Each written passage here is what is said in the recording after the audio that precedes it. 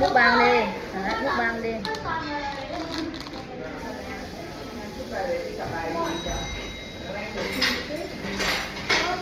Cầm cái đùi ăn đi.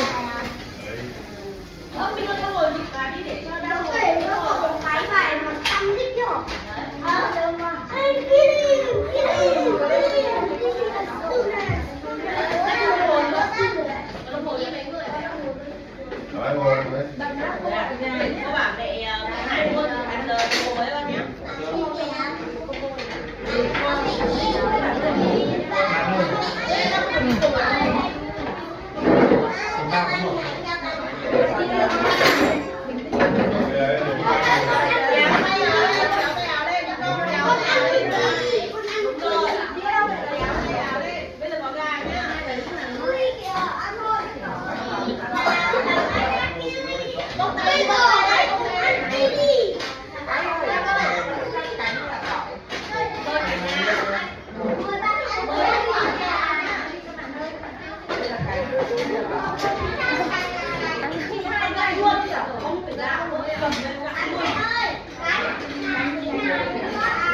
Sao chấm cái nhỏ đấy con?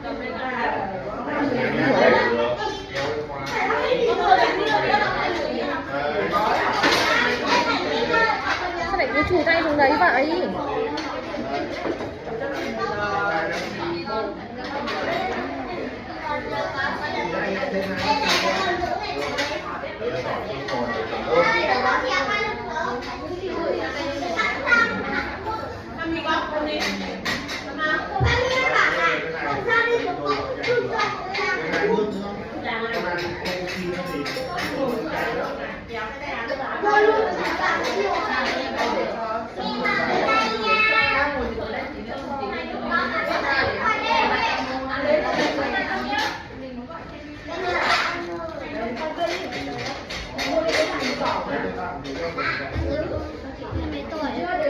Em 2 tuổi. 2 tuổi.